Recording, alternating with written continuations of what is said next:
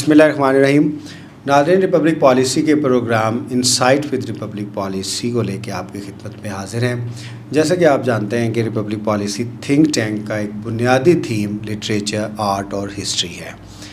تو آج ہمارے ساتھ ایک ایسی شخصیت ہیں جنہوں نے لاہور شہر کے بارے میں، اس کی ہسٹری، ثقافت اور کلچر کو لے کے بہت یونیک طریقے سے لاہور کے بارے میں لکھا ہے.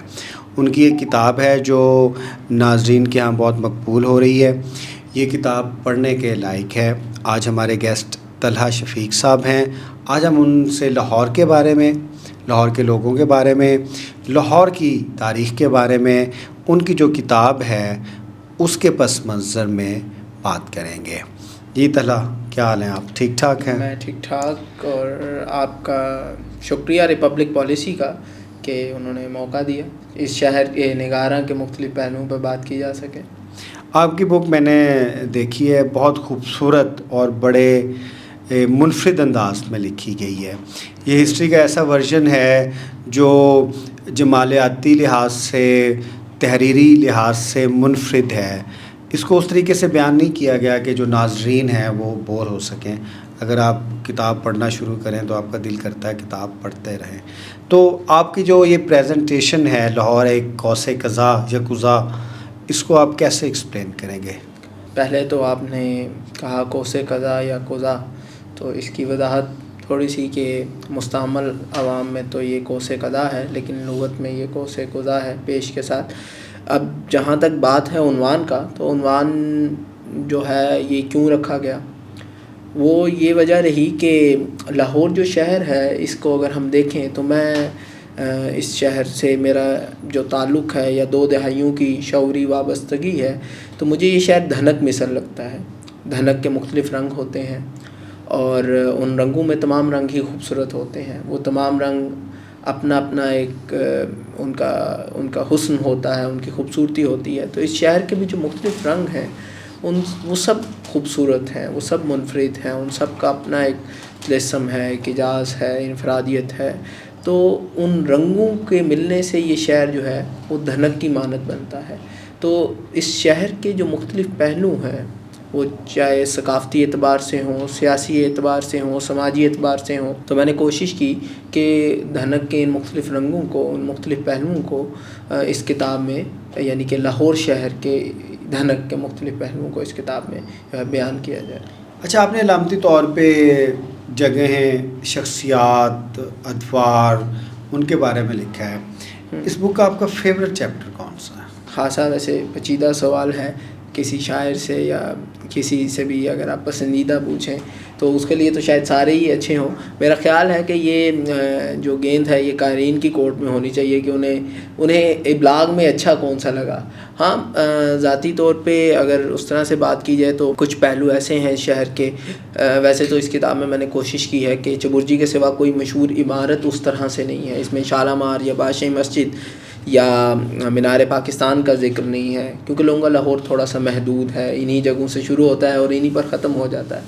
لیکن کچھ پہلو بہرحال ہیں جن پہ میں سمجھتا ہوں، یعنی کہ وہ آپ میرا نظریات سمجھ لیں کہ جن پہ میں سمجھتا ہوں کہ بات ہونی چاہیے.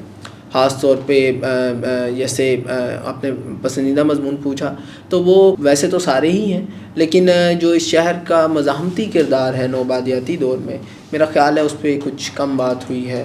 تو جلیانوالہ باغ کے حوالے سے اور اس کا جو لاہور پہ اثر ہوا، تو کتاب کا جو پہلا مضمون ہے وہ اس پر ہے. تو میرا خیال ہے کہ وہ مجھے کافی بھلا معلوم ہوا. اچھا، یہ جو آپ نے جلیانوالہ باغ کا جو سانحہ ہے، اس کے اوپر آپ کا جو ایک چیپٹر ہے دیٹ از ویری انٹرسٹنگ. اس کے بارے میں بتائیے کہ لاہور کی ہسٹری میں یہ جو ایک انسیڈنٹ ہوا ہے پنجاب میں، اس کے ارتقاء میں، اس کے سیاسی شعور میں، جو ایک پاکستان موومنٹ یا انڈیا کی ایک موومنٹ یا انگریزوں سے خلاصی کی موومنٹ چل رہی تھی، اس میں جلیانوالہ باغ کا سمبولیکل، پولیٹیکل کیا کردار ہے؟ اچھا، ایک تو بات یہ ہے کہ جلیانوالہ باغ کا سانحہ امرتسر میں ہوا اور میں اس کا رسوخ جو ہے لاہور شہر پہ دیکھ رہا ہوں.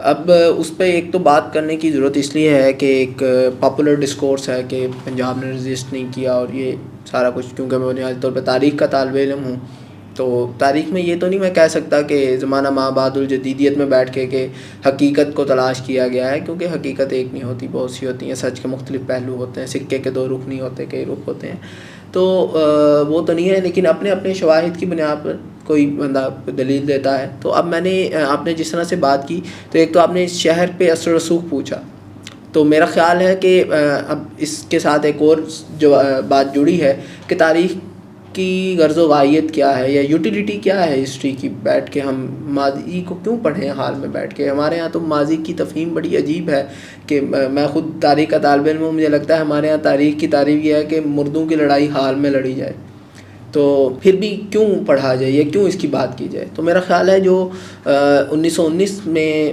جلیانوالہ باغ کا جو سانحہ ہوا، اس وقت جو مارشل لا لگا، بنیادی طور پہ اس مضمون میں مارشل لا آرڈیننس کو ذکر کیا گیا ہے، اور اس کے بعد جو عوام کے ساتھ سلوک روا رکھا گیا، اسٹوڈنٹس کو جو ہے ان کی اس میں جو پنجاب کی ایک نوآبادیاتی نظام کے خلاف ریزسٹنس تھی، جی اس کا ذکر ہوا۔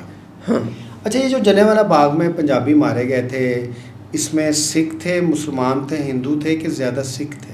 مارے جانے کی میرا خیال ہے کہ وہ یہاں پہ بات وہی ہے کہ ایک تو ٹھیک ہے ریلیجس پوائنٹ آف ویو سے ہم بات کر سکتے ہیں، لیکن بات انسانوں کی جانی چاہیے، تو وہ سارے ہندوستانی مارے گئے، وہ نوآبادیاتی حکومت کے خلاف لڑتے ہوئے، پنجابی مارے گئے یا ہندوستانی مارے گئے، اس وقت ان کا مطمع نظر وہ کوئی مذہبی لڑائی نہیں لڑ رہے تھے، یا ان کی مزاحمت کا رنگ وہ نہیں تھا کہ وہ اس تناظر میں ہم دیکھیں، لیکن ظاہر ہے سکھوں کو کافی زیادہ نقصان ہوا اس کی وجہ، اگر امرتسر کی بات کریں کیونکہ امرتسر میں زیادہ آبادی سکھوں کی تھی، اور لیکن اگر لاہور کے تناظر میں بات کریں تو یہاں پہ اس کے باب میں بات کی گئی ہے کہ جامعہ پنجاب سے طالب علم نکالے گئے، پھر دیانند اینگلو ویدک کالج DAV کالج جس کا نام اسلامیہ کالج ہے آج کل، وہاں سے طالب علم نکالے گئے، پھر اس طرح دیگر اداروں سے، سناتن دھرم سے، تو یہاں پہ ہمیں ہندو بھی نظر آتے ہیں، مسلمان بھی نظر آتے ہیں اور سکھ بھی نظر آتے ہیں۔ ایک اور جو دلچسپ بات ہے کہ میں نے اس شہر کو امرتسر کے حوالے سے تو بہت لوگ جانتے ہیں، تو لاہور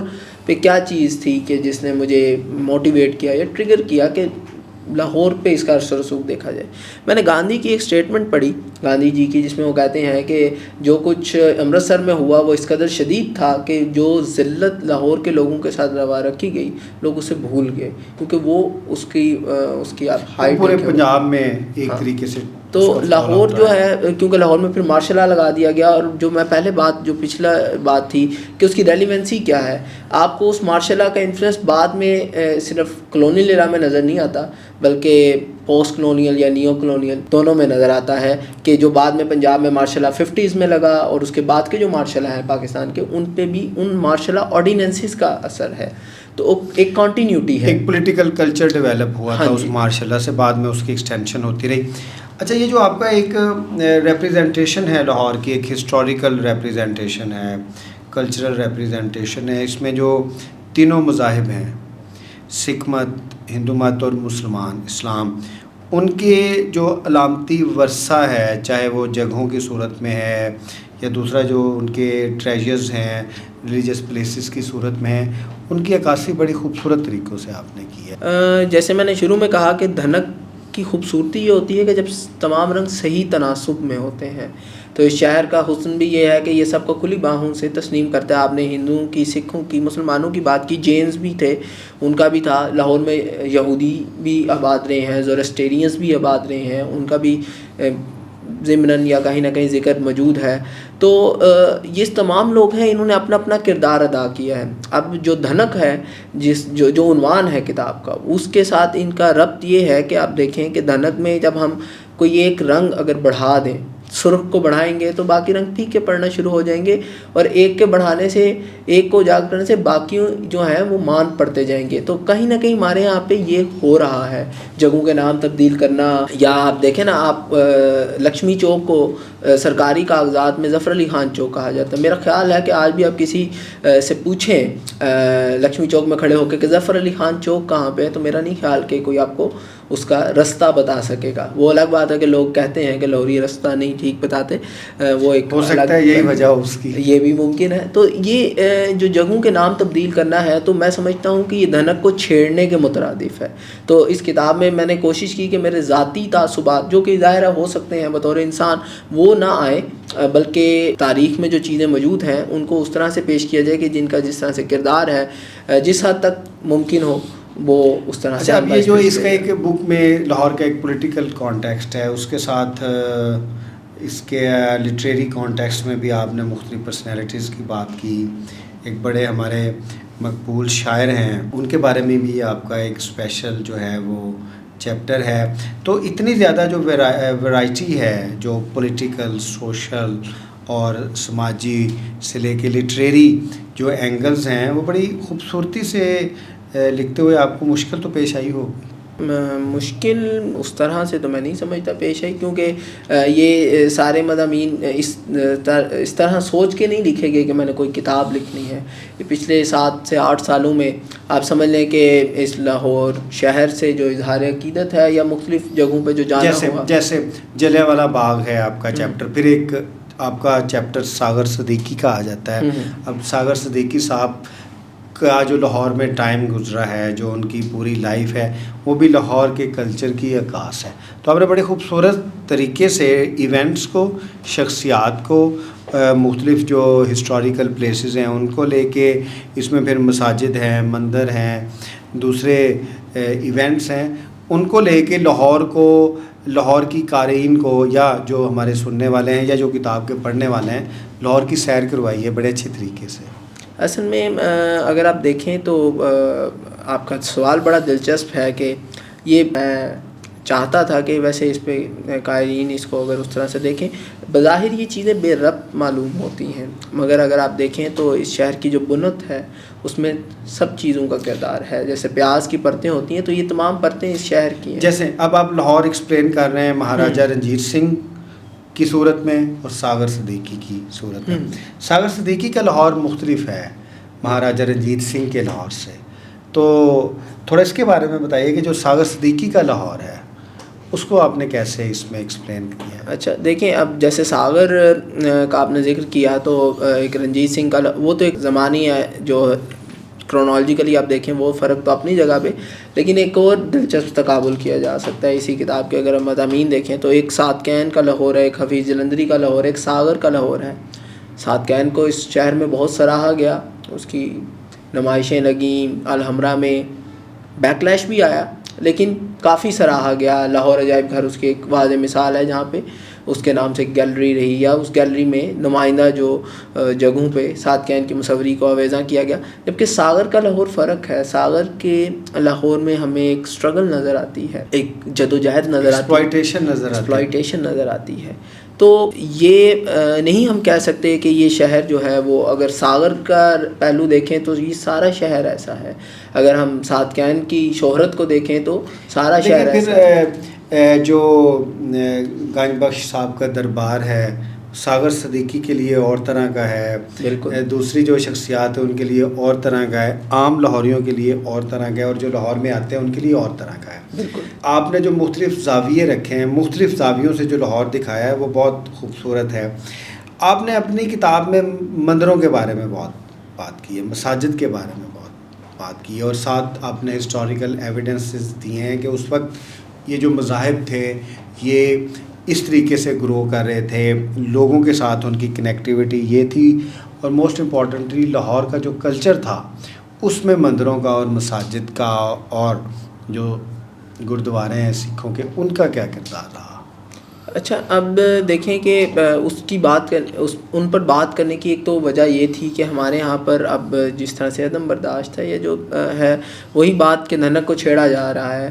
تو ایک تو اس شہر کا جو حسن ہے، خوبصورتی ہے، وہ اس کے صحیح تناسب سے، آپ جیسے پہلے شخصیات کی بات کر رہے تھے تو اس شہر نے عطا اللہ شاہ بخاری کو بھی شہرت دی تو باری علیق کو بھی دی، حالانکہ نظریات تو فرق ہیں.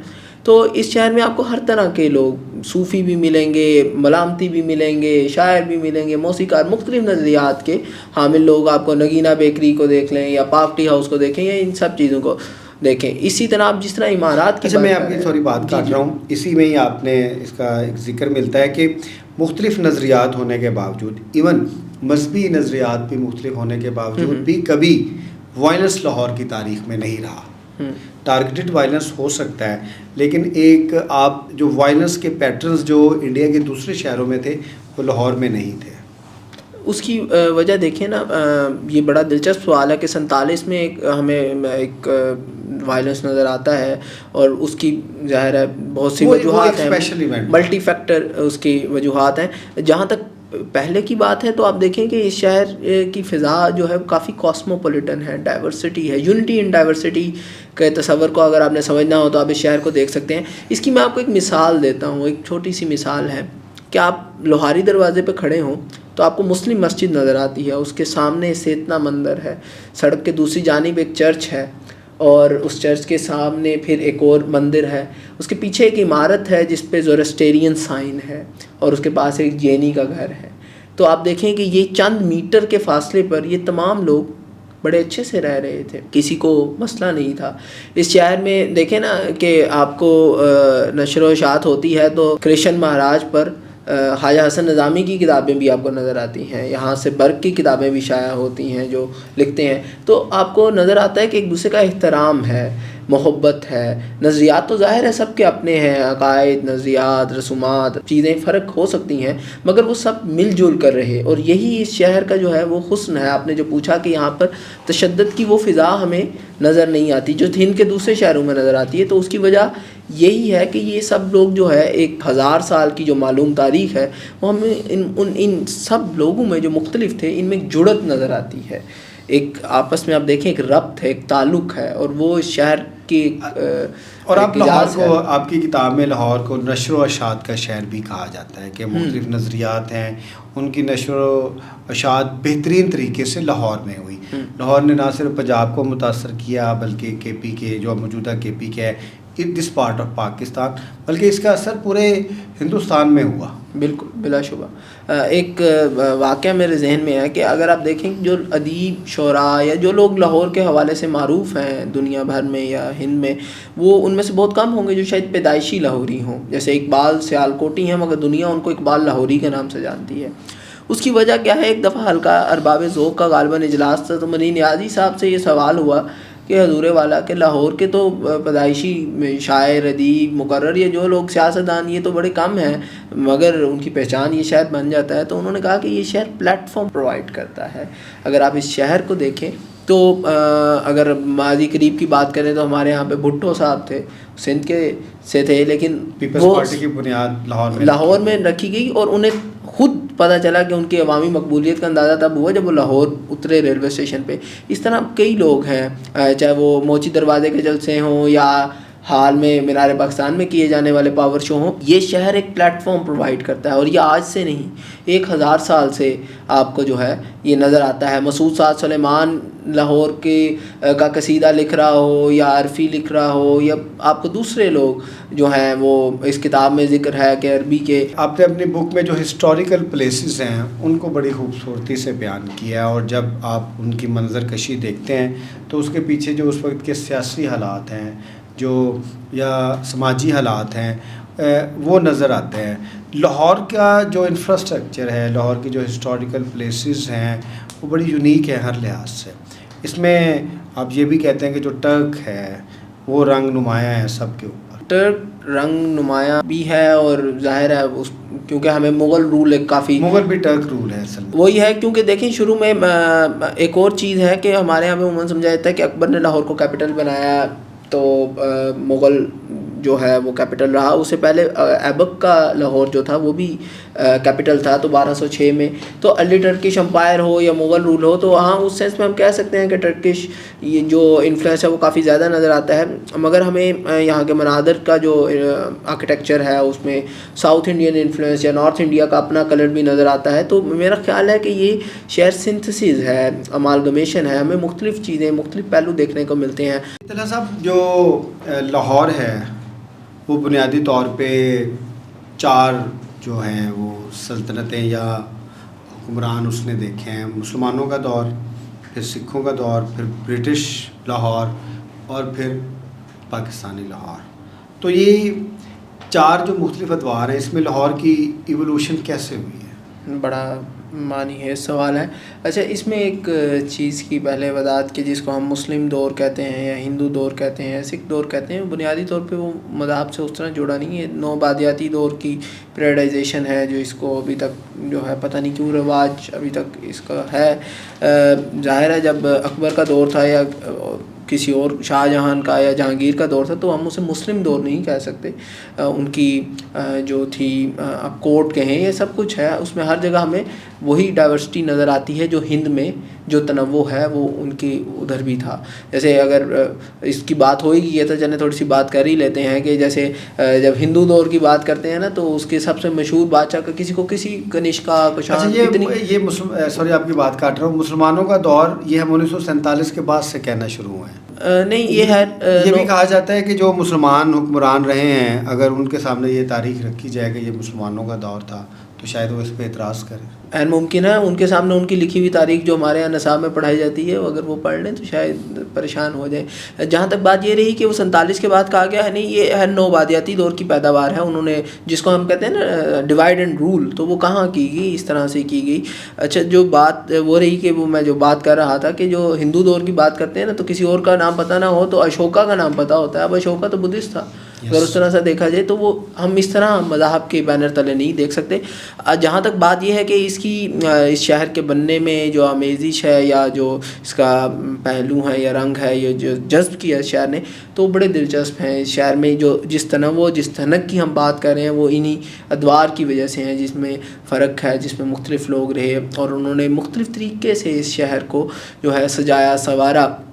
جیسے بانی کوئی کہتا ہے لاہور کا بانی جو ہے رام چندر جی کے بیٹے لو ہے.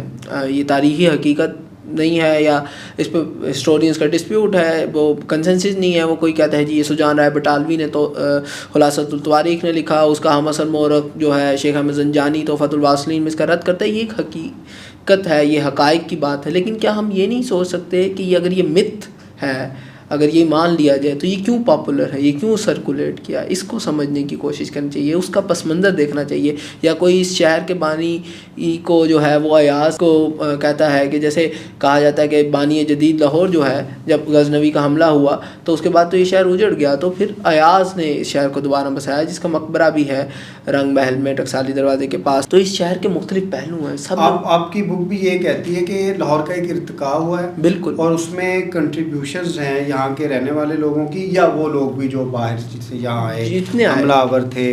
اور لاہور نے آپ کی بک میں یہ بھی لکھتا ہے، میں یہ تاثر بھی ملتا ہے کہ لاہور اسیمیلیٹ کرتا ہے لوگوں بالکل کلچرز کو اپنے کلچر میں اسیمیلیٹ تو کرتا ہے. اور یہ شہر جو ہے وہ ارتقاء ہے اس کا جو ہمیں نظر آتا ہے. ایک اور بڑی دلچسپ بات ہے کہ اینا سیوروف کی ایک کتاب ہے، وہ رشین غالباً اینتھروپولوجسٹ ہیں، لاہور ٹروپوفیلیا، کہ ایک ایسا شہر ہے جس کی اٹریکشن بہت ہے.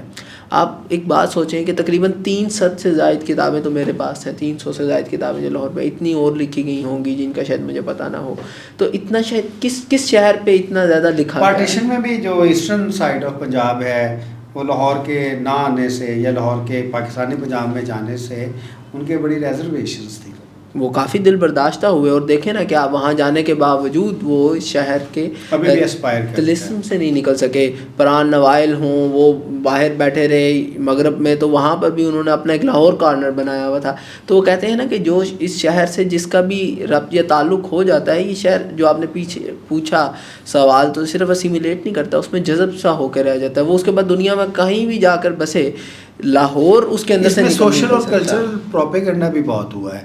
جیسے جڑا لاہور نہیں گیا وہ جمیا نہیں، یہ پری پارٹیشن تک یہ ایک جو سوشل پروپیگنڈا پازیٹیولی بڑا چلتا رہا ہے. تو لاہور کی جو متھ تھی، جو لاہور کا ایک میجک تھا، لاہور کی جو ایک اٹریکشن تھی، وہ ہمیشہ سے رہی پنجاب میں.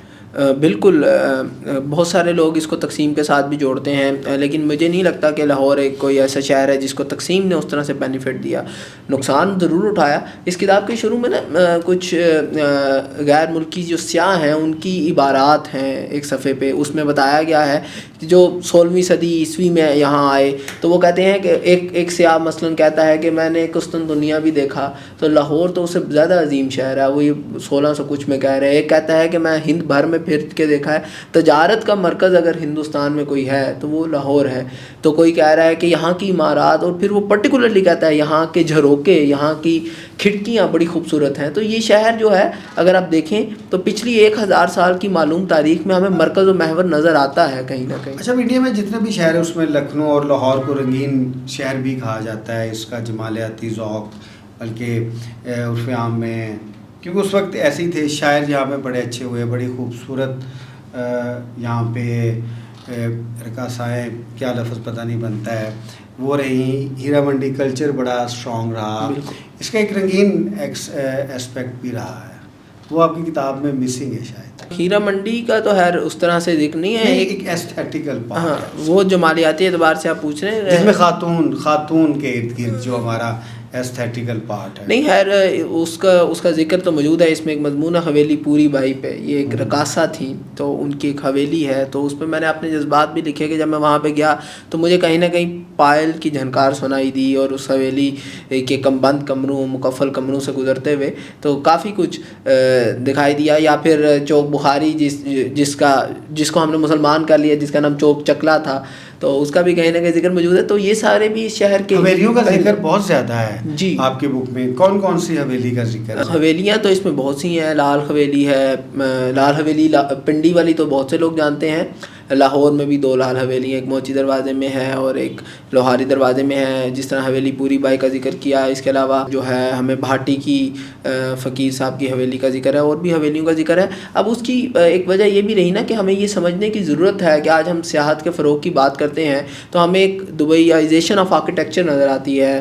گلبرگ کو دیکھیں, لبرٹی کو دیکھیں, یا اور جو جس کو جدید لاہور کہا جاتا ہے, اس میں ہمیں شیشے کی عمارات نظر آتی ہیں. میرا نہیں خیال کہ کوئی انہیں دیکھنے آئے گا دنیا سے, کیونکہ جہاں سے وہ سیاح آتے ہیں وہاں پہ اس سے بہتر اس طریقے کی عمارات. لاہور کی تاریخ میں جو جدید لاہور ہے اس کو مائنس یا منہا کیوں کرتے ہیں؟ نہیں, میں منہا کرنے کی بات نہیں کر رہا, میں کسی اور جانب نشاندہی کرنا چاہ رہا ہوں. میں یہ کہنا چاہ رہا ہوں کہ جو اس شہر کی حویلیاں ہیں, جس کا آپ نے پوچھا نا کہ اتنا ذکر ہے, تو اس کے جھروکے وہ سارا کچھ وہ تو لوگوں کے لیے اٹریکشن ہے, تجسس کا باعث ہے, لیکن وہ شیشے کی عمارات اس طرح سے نہیں ہے. ایمپوریم میرا نہیں خیال کہ باہر میں آنے والے کسی سیاح کو فیسینیٹ کر سکتا. میں منہا نہیں کر رہا, میں کچھ اور کہنا چاہ رہا ہوں.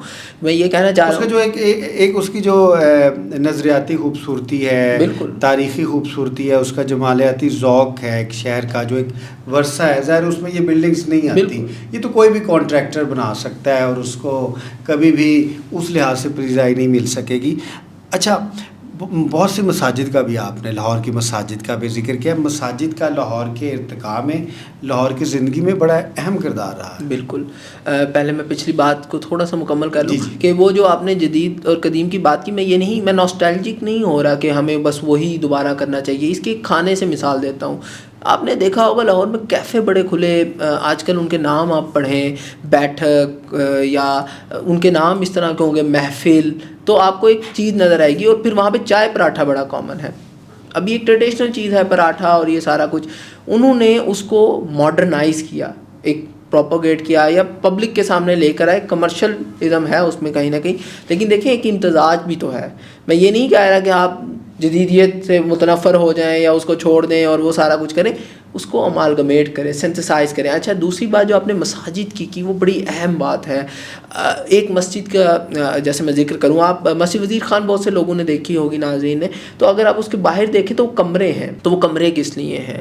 پھر آپ ایک اور بات بتاتا چلوں کہ لاہور کا جو اصل میں کتابوں کا بازار ہے, یا اردو بازار جس کو آپ سمجھ لیں عرف عام میں جو کہا جاتا ہے, وہ اصل میں کشمیری بازار ہے جو دہلی دروازے میں, جو مسجد وزیر خان کے ارد گرد ہے. لاہور میں جلد بندی کا بڑا جو مرکز تھا وہ بھی وہی تھا, یہاں تک کہ گرنتھ صاحب کو جلد کرنے کے لیے لاہور بھیجا گیا تھا ایک وقت میں. تو اس طرح سے آپ کو نظر آتا ہے. تو وہ مسجد جو ہے وزیر خان کی, وہ اس نے وہاں پہ تو ایک درگاہ تھی پہلے سید اسحاق غازوانی کی, تو وہ مسجد تو بہت بعد میں بنی مغل عہد میں, وہ درگاہ تو پرانی تھی. تو کیوں چنا وزیر خان نے اس جگہ کو, کہ وہ مرکز تھا علم و فن کا. تو وہاں پر صرف یہ نہیں تھی تدریس ہوتی تھی, اور تدریس بھی صرف تھیولوجی کی نہیں ہوتی تھی, مذہبی علوم کی نہیں ہوتی تھی وہاں پر. اور اس کو ایک اور طریقے سے جوڑیں نا, شاہی حمام دیکھیں یا لاہور کی مغل عمارات کوئی بھی دیکھیں, تو اس میں میں آپ کو جیومیٹریکل پیٹرنز نظر آتے ہیں, یا آپ دیکھیں نا شاہی حمام ہے, اس کی دیواروں سے پانی گزر رہا ہے, تو یا اس پہ جو فریسکو ورک ہے وہ صدیوں بعد بھی کیوں تازہ ہے, تو اس کے پیچھے سائنس ہے, اور اس کی ظاہر تدریس یہاں پہ ہوتی تھی. تو مسجد ان علوم کا بھی مرکز و محور تھا. اور یہ ایک اور اس کتاب میں ایک پہلو کی بات کی گئی کہ ہم سمرقند بخارا سے بہت فیسینیٹ ہوتے ہیں. اس میں علامہ سمانی اور علامہ کلکشندی کی 2 عبارات ہیں کہ لاہور تو علم حدیث کا بھی شہر ہے, اور آج سے نہیں بہت پہلے سمرقند اور بخارا سے شاہ محمد غوث کا ذکر ہے تو ان کے درس حدیث میں بڑی دنیا سے لوگ آیا کرتے تھے. تو یہ بھی اس شہر کا پہلو ہے. اور مساجد صرف مذہبی علوم کے علاوہ دیگر علوم کی تدریس کے لیے بھی کام آتی تھیں, اور اس کے علاوہ یہ بازار کے ساتھ بھی جڑی ہوئی تھیں, بازار اس کے ارد گرد تھے اور تجارت بھی ہوا کرتی تھی. تو مساجد کا رول بڑا اہم ہے. جنرل پوسٹ آفس, اس کو بڑا آپ نے رومانٹیسائز کیا اپنے. جنرل پوسٹ آفس کو ایک تو ہے ڈاک کا, اصل میں نا میں کبھی کبھی سوچتا ہوں کہ میں جو ہے وہ پچھلی صدی کے آخری سالوں میں پیدا ہوا, پھر ہم نے ایک نیا دور دیکھا, ہم نے موبائل کو بلیک اینڈ وائٹ سے رنگین ہوتے دیکھا, پھر اس کو بٹنوں والے موبائل سے اسمارٹ فون ہوتے دیکھا. تو ہم کہیں بیچ میں ٹھہرے ہوئے ہیں. ہم نے نہ اگلے زمانے کو پوری طرح آتے دیکھا ہے اور نہ پچھلے کا بھی, یعنی کہ ایک اثر ہے ہمارے اوپر کہیں نہ کہیں. تو شاید وہ جو ڈاک ہے, ڈاک کا آنا ہے, اور اس کے ساتھ ایک جو تعلق ہے خواہ وہ ادب کے حوالے سے آئے یا اس چیزوں سے آئے, تو میرا تو ڈاک خانے سے جو ہے نا ایک تعلق اور رابطہ ابھی بھی ہے, کیونکہ جب بھی میرے در پہ دستک ہوتی ہے اور ڈاکیا آتا ہے تو مجھے پتہ ہوتا ہے کہ کتاب آئی ہے. ریلوے کے ساتھ اور ڈاک کے ساتھ بہت رومانٹیسائز چیزیں اٹیچ ہیں. تو وہی میں کہہ رہا تھا نا کہ ہماری جنریشن جو ہے نا کہیں دوراہے کا شکار ہے کہیں نہ کہیں. تو ڈاک خانے سے جو انسیت ہے, ڈاک کی خوشی اور جو انتظار کیا جاتا تھا ڈاکیے کا, وہ شاید جو یہ جنریشن ہے اس نے اس کو انجوائے نہیں کیا اس لحاظ وہ سے. دیکھیں نا اب تو وہ کسٹم میسیج کا زمانہ ہے, عید مبارک سینڈ ٹو آل یا کوئی بھی میسیج, اب تو یہ جنریٹڈ میسیجز کے ذریعے, اور وہ ذرا جذبات سے آری ہوتے جا رہے ہیں, ہمارے جذبات بھی شاید پروگرامڈ ہوتے جا رہے ہیں. تو وہ جو ڈاک کے ساتھ رومانس ہے یا محبت ہے, تو میرا تو خیر ذاتی طور پہ کافی زیادہ ہے, تو وہ جی پی او والے مضمون میں کہیں نہ کہیں نظر آتا ہے. مال روڈ کی بھی ایک خاص اہمیت ہے, وہ بھی لاہور میں آپ نے. اچھا, پھر جو مزار ہیں ان کے اوپر بھی آپ نے بہت لکھا ہے. اصل میں مزارات میں مزار جو ہے وہ ریلیجس چیزیں اور وہ مباحث ایک الگ چیز ہے, لیکن مزار بڑے اہم ہیں. ہمارے ایک استاد ہیں ڈاکٹر حسین احمد خان, انہوں نے مزارات کے ساتھ جو ہے آرٹیزنس اور کرافٹس مین کو جوڑ کے دیکھا ہے, ان کی کتاب ہے اس پہ. تو مزارات پہ لگنے والے میلے جو ہیں لوگوں کو ایک پلیٹ فارم فراہم کرتے تھے. میلے میں تجارت ہوتی تھی اور وہ جو چھوٹے جو دستکاریاں بنانے والے ہوتے تھے ان کو پلیٹ فارم فراہم کرتے تھے. پھر مزارات کہیں نہ کہیں سوسائٹی کے لیے کبھی کسی کے لیے ایموشنل اسکیپ بھی رہے ہیں, ریزسٹنس بھی رہی ہے مزارات کی. تو مزارات صرف وہ نہیں ہے کہ ایک بزرگ ہے اور اس کی قبر ہے, ان کی جو سوشو پولیٹیکل اور کلچرل جو آپ سگنیفیکینس کے ہیں وہ بہت زیادہ ہے. اور میں نے ان مضامین میں کوشش کی ہے کہ صاحب مزار کی کرامات پہ بات نہ کی جائے, اگر ان پہ بھی بات کی جائے تو اس کے پیچھے دیکھا جائے کہ وہ کیوں پبلک میں سرکولیٹ ہوئی نا, اس کی وجہ کیا ہے, اس ڈسکورس کو سمجھنے کی کوشش. جیسے ابھی ساغر صدیقی صاحب کی آپ بات کرتے ہیں کہ وہ خود بھوک کی وجہ سے مرے, پھر ان کے مزار سے یہ تو ہے المیہ ہے نا کہ آج وہ ہم کہیں نہ کہیں گد ہیں یا کچھ کہہ لیں, انسان ظاہر ہے ایک مکسچر ہے. تو وہ آپ کو کہیں نہ کہیں نظر آتا ہے نا کہ وہ خود خون تھوکتا لاہور کی سڑکوں پر مرا, اور آج اس کی قبر پر لنگر تقسیم. لاہور بڑا بے رحم اور ظالم لاہور. بالکل. اس کے حوالے سے یار ایک واقعہ, ایک حکایت ہے علی حجویری صاحب کی. تو وہ ان کے پاس ایک بندہ آیا, کہتے ہیں وہ راوی کنارے بیٹھے تھے, تو ایک شخص آیا, اس نے پوچھا کہ علی حجویری صاحب لاہور کے لوگ کیسے ہیں. انہوں نے کہا جدھر سے آپ آئے تھے وہاں کے لوگ کیسے تھے. انہوں نے کہا بڑے نیک ملنسار شریف اچھے لوگ, بھلے مانس. انہوں نے کہا یہاں کے لوگ بھی ایسے ہیں. کچھ دیر بعد ایک اور صاحب آئے, انہوں نے پوچھا جناب لاہور کے لوگ کیسے ہیں, میں باہر سے آیا ہوں. انہوں نے کہا جہاں سے تم آئے ہو وہاں کے لوگ کیسے تھے. انہوں نے کہا بہت گھٹیا, حسیس, رذیل اور اس قبیل کی دیگر حسائس اس نے گنوائے. انہوں نے کہا یہاں کے لوگ بھی ایسے ہیں. تو ایک پاس بندہ بیٹھا تھا, اس نے کہا جناب یہ تو کوئی منافقت ہی ہے کہ ایک کو آپ کچھ فرما رہے ہیں, ایک کو کچھ فرما رہے ہیں. ان کا جو جیسا ہوتا ہے اس کو ویسے لوگ مل جاتے ہیں. یہ ایک حقیقت ہے. لیکن میں یہ نہیں کہوں گا ہم یہ سویپنگ اسٹیٹمنٹ ہوگی کہ ہم کہیں کہ سارا شہر ایسا ہے. اس شہر میں بہت سے شعراء کو شہرت بھی ملی, شہرت کی بلندیوں پہ بھی گئے. بہت سے لوگ جو ایوریج تھے وہ ان میں نکھار بھی آ گیا, وہ بلندیوں کو انہوں نے چھوا. تو ہر پہلو ہیں, سب چیزیں ہیں, بے رحم بھی ہے. دیکھیں نا سوسائٹی اس طرح ہے, سماج اس طرح ہے, دنیا اس طرح ہے. دنیا میں یہ یوٹوپین آئیڈیالوجی ہوگی کہ سب اچھا ہو, سب بھلا. اور یہ بھی میرا حال ہے کہ بہت ایکسٹریم پوزیشن ہے کہ مین از لیویتھان, یا سب کچھ بروٹل ہے اور سب کچھ اس طرح سے ہے. تو جس طرح سے انسان ہے, جس طرح سے سماج ہے, 15 سے زائد چیپٹرز آپ کے مزاروں کے اوپر ہیں. تو اٹ مینس کہ یہ لاہور کے کلچر میں, لاہور کے ایوولوشن میں, ارتقاء میں ان کا ایک اہم کردار رہا ہے. اور آپ نے ان کا پوسٹ مزار جو سینیریو ہے اس کو بیان کیا کہ ان فیکٹس نے, اس کلچر نے لاہور کے ایک اجتماعی کلچر کو. لیکن پھر لاہور کے بہت سے لوگ ان مزاروں پہ جاتے بھی ہیں. مینس مزار پہ جانا لاہور کی جو وہ ایک لائف ہے اس کا حصہ ہوا. دیکھیں ایک تو چیز یہ ہے کہ جیسے علی حجویری صاحب کی درگاہ ہے تو اس پہ بجلی کا انتظام کروانے میں پیش رائے میلا رام تھے, تو ایک ہندو تھے. اب علی حجویری صاحب کی درگاہ کے ساتھ کئی ہندوؤں کی, علامہ اقبال کے مزار پہ لوگ جاتے ہیں. بالکل.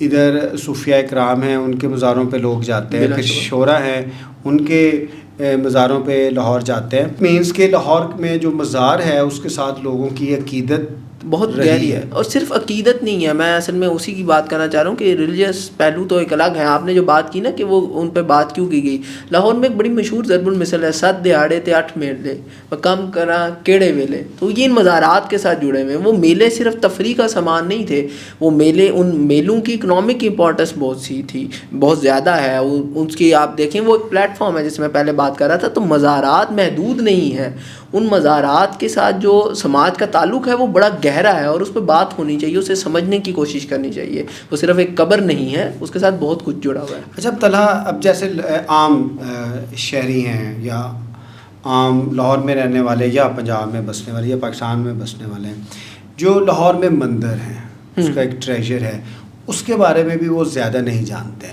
لیکن آپ کی بک میں جو لاہور میں مندر ہیں اس کے بارے میں بہت ذکر ملتا ہے کہ لاہور کا ایک جو ایک کلچرل ہسٹوریکل ایوولوشن ہے اس میں مندر کا بھی ایک بہت اہم رول رہا ہے. اور یہ جتنے بھی آپ نے مساجد کی, مندروں کی یا دوسری درگاہوں کی یا مذہبی جگہوں کی بات کی, اس کا مطلب ہے لاہور کے لوگ ہمیشہ سے مذہبی رہے. شاید کسی حد تک آپ کہہ سکتے ہیں ان عمارات کا, لیکن میں بار بار وہی بات دہرا رہا ہوں کہ مذہب کے علاوہ بھی ان عمارات کا نہیں, میں یہ کہہ رہا ہوں کہ ایک مندر کیوں بنے گا, ایک مسجد کیوں بنے گی. وہ تو آپ کی بات ٹھیک ہے, وہ سوشل انسٹیٹیوشن بھی ہیں, صرف وہ عبادت کی جگہ تو نہیں ہے.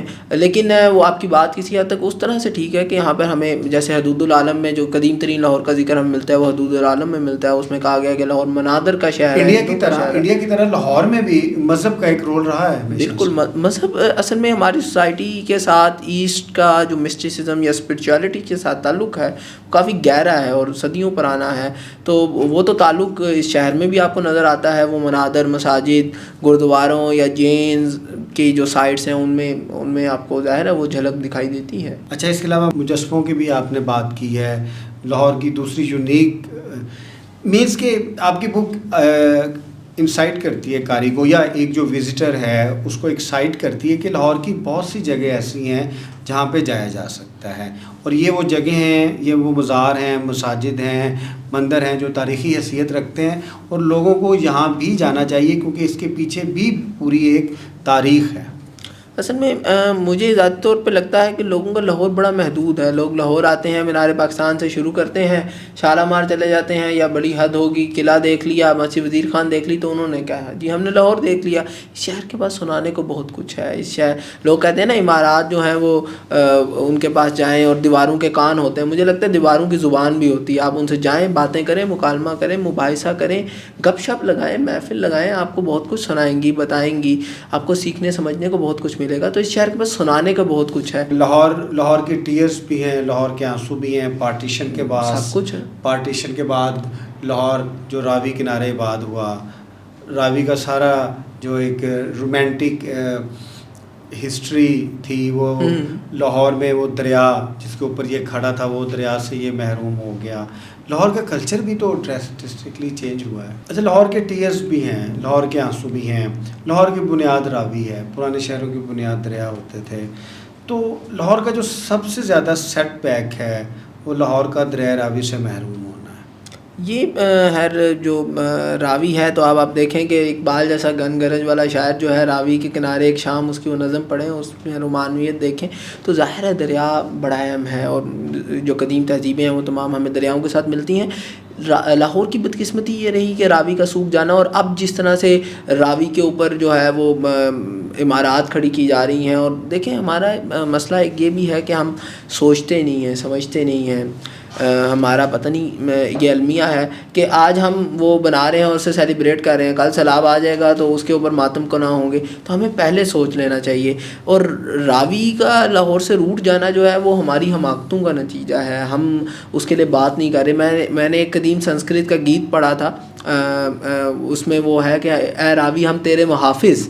تو وہ راوی کے محافظوں کو, لاہور کے لوگوں کو اب اس پہ بات کرنی چاہیے اور سمجھنا چاہیے. یہ صرف راوی کا سوکھنا نہیں ہے, یہ ان کی حیات و بقا کا معاملہ ہے. جس طرح سے جو جدید لاہور ہے, جو کنکریٹ کا لاہور ہے اور جو ورٹیکلی نہیں ہاریزنٹلی پھیل رہا ہے, اس لاہور نے جو اصل لاہور ہے یا جو ایک ہسٹوریکل لاہور ہے اس کی روح کو مسخ کیا ہے.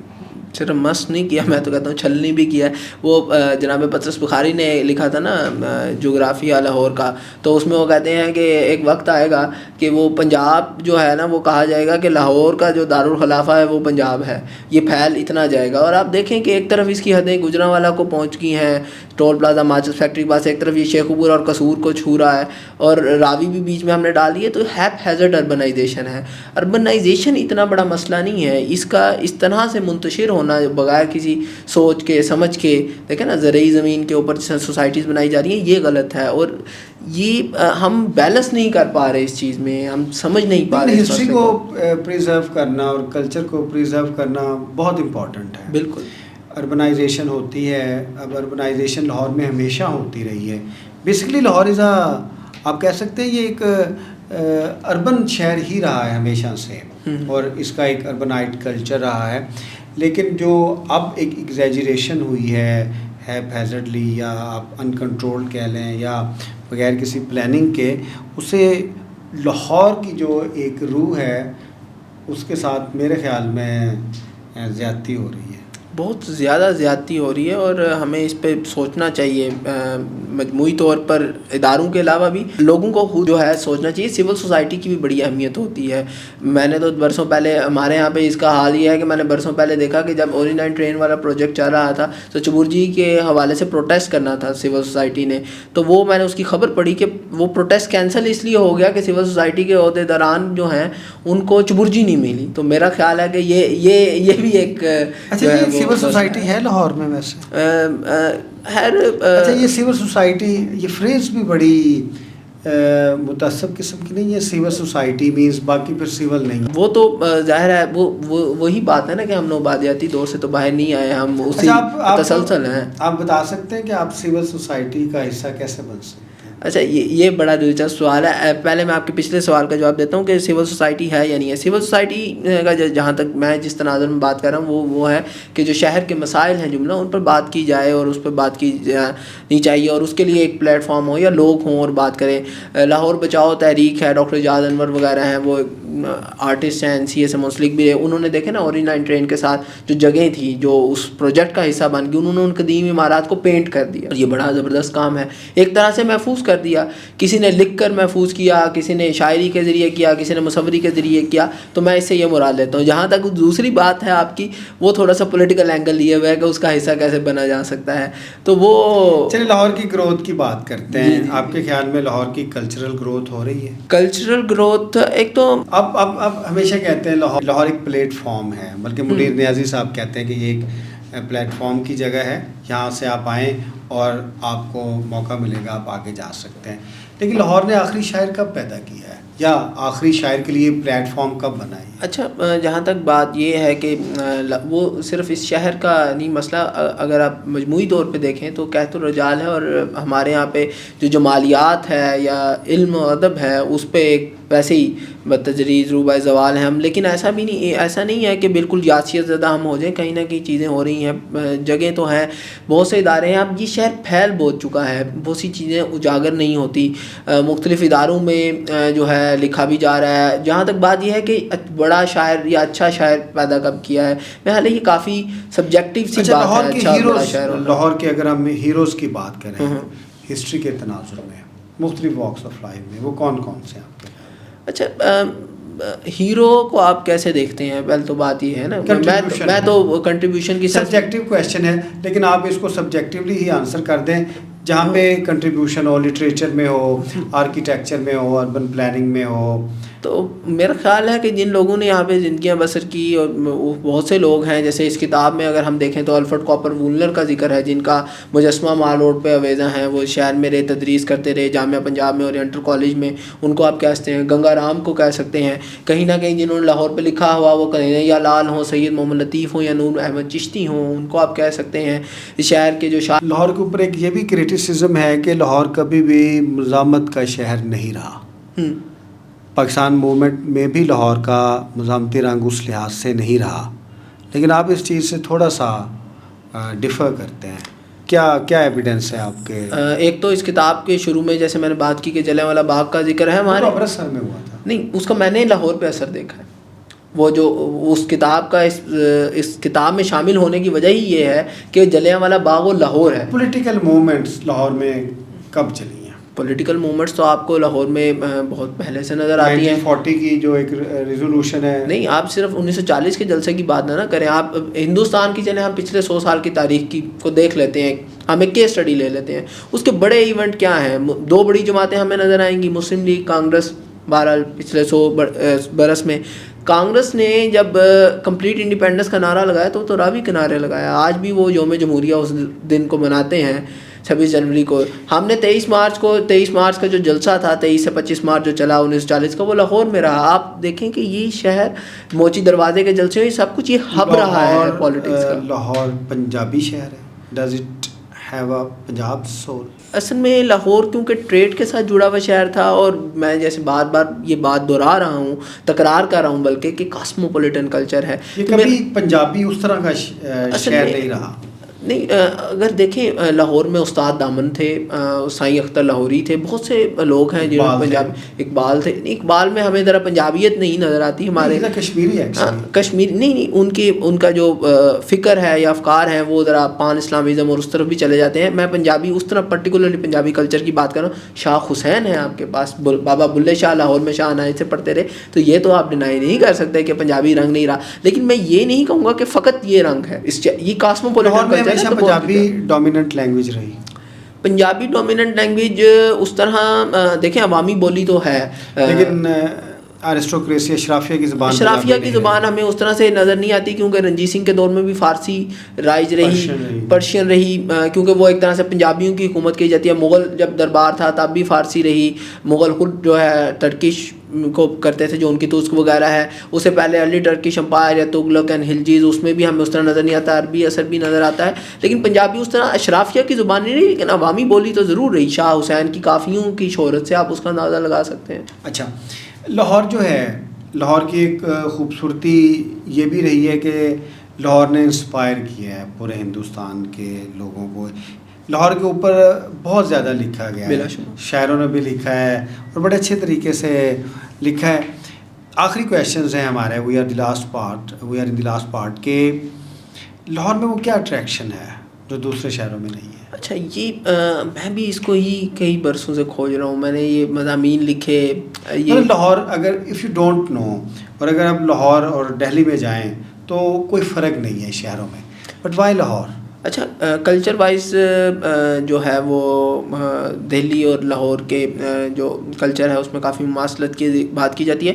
دلی مجھے کیونکہ اس طرح سے جانے کا اتفاق نہیں ہوا، ورنہ دلی کو بھی کہا گیا کہ دلی کے کوچے ہیں یا اور کے مصور، تو دلی سے بھی لوگوں کی ایک اٹریکشن ہے. لیکن لاہور پہ جہاں تک مجھے اتفاق رہا یا میرا کیونکہ موضوع تحقیق یہ رہا، تو لاہور پہ جو لکھا گیا بہت، اس شہر میں جو ایک خوبی نظر آتی ہے نا، وہ خوبی یہ ہے کہ کھلی باہوں سے جو استقبال کیا جاتا ہے ہر ایک کا. یہاں پر یہ نہیں ہے مقامی اور غیر مقامی کی تفریق نہیں آپ کو نظر آتی. میں اس کی ایک چھوٹی سی مثال دیتا ہوں بغیر کسی وہ نیشنلزم یا ان چیزوں کو بالائے طاق رکھ کے، کہ جب میں کراچی گیا تو مجھے بڑا عجیب اتفاق ہوا کہ جب میں اترا ریلوے اسٹیشن سے اور میں شہر میں گیا تو مجھے ایک دن میں 8 دفعہ پوچھا گیا کہ آپ پنجاب سے آئے ہیں. اوکے، اس میں کوئی منفی بات نہیں تھی، انہوں نے ویسے پوچھا، ایکسنٹ سے بھی پتہ چل جاتا ہے، یہ سارا کچھ بھی ہے. میں لاہور میں گورنمنٹ کالج میں پڑھتا ہوں، تو جی سی کو ایک منی پاکستان آپ کہتے ہیں، گلگت بلتستان، ہزارہ، بلوچستان، کے پی، سندھ، ہر جگہ. میری اپنی کلاس میں لاہور کے صرف 2 بندے تھے جب میں آنرس میں تھا، باقی 50 کے قریب بندے. اگر لاہور میں جو لائبریریز ہیں اس میں جائیں تو 90% جو لوگ ہیں وہاں پہ جو بچے بیٹھے ہوتے ہیں وہ پنجابی نہیں ہیں. تو جو میں بات کرنا چاہ رہا تھا کہ میں جب ان کے ساتھ شہر کی گلیوں میں پھرتا ہوں، کوچوں میں پھرتا ہوں، تو میں نے کبھی دیکھا نہیں کہ ان سے کسی نے پوچھا ہو کہ آپ سندھ سے آئے ہیں یا کے پی سے آئے ہیں یا بلوچستان سے آئے ہیں. میں یہ قطعاً نہیں تقابل سے یہ کہنا چاہ رہا کہ وہ غلط ہیں، یہ ٹھیک ہے. لاہور میں یا لاہور کا جو ایک تشخص ہے اس میں سب سے زیادہ کردار انگریزوں کا رہا. اچھا، کالجز دیکھ لیں، یونیورسٹیز دیکھ لیں، سڑکیں دیکھ لیں، ڈیولپمنٹ دیکھ لیں. ابھی بھی پنجاب یونیورسٹی کی بلڈنگ ہے، مال روڈ ہے، جی سی ہے، اصل میں جی پی او ہے. نہیں، اس میں ہر مقامی لوگ بھی بہت تھے، گنگا رام ہو یا بھائی رام سنگھ ہو، یا وہ تو بہت سے رائے میلا رام کے چڑیا گھر کی جگہ اس نے دی. اس طرح تو لوگ تو ہے اور بھی بہت ہیں. انگریزوں کا ہم یہ کہتے ہیں کہ ان عمارات کا تسلسل ہے، اسے پیچھے کی جو تھیں انگریزوں نے جو ہے وہ بہت زیادہ کیا. جیسے آپ دیکھیں نا، جو کلونیل کمیشن ہسٹورینس تھے، انہوں نے جو لاہور کی ہسٹوریوگرافی، ان میں اگر آپ دیکھیں ایک رنگ، وہ کیا کہتے ہیں کہ برائٹر لاہور، کہ برٹش لاہور کو برائٹر لاہور کہتے ہیں. اس سے پہلے انہوں نے خود، وہ اگر آپ ایڈورڈ سعید کی کانوٹیشن میں دیکھیں یا اس اینگل سے دیکھیں تو وہ ان کے یہاں پہ اورینٹلزم والا سفر یا سوشل ڈارونزم نظر آتا ہے، تو اس کا کافی اثر ہے ابھی. چلیے سر، اب لاسٹ کویسچن ہے میرا آپ سے. آپ کی جو بک ہے لاہور ایک قوس قزح، یہ کیوں پڑھنی چاہیے؟ اچھا، لاہور ایک قوس قزح کیوں پڑھنی چاہیے؟ بڑا دلچسپ سوال ہے اور ایسا مشکل بھی ہے خود یہ کہتے ہوئے. لیکن میں یہ ضرور کہوں گا کہ اگر آپ اس شہر کو جاننا چاہتے ہیں، اس شہر کے وہ پہلو جن سے شاید آپ اس طرح سے متعارف نہ ہو، جیسے میں نے پہلے کہا، اس شہر کے پاس سنانے کو بہت کچھ ہے.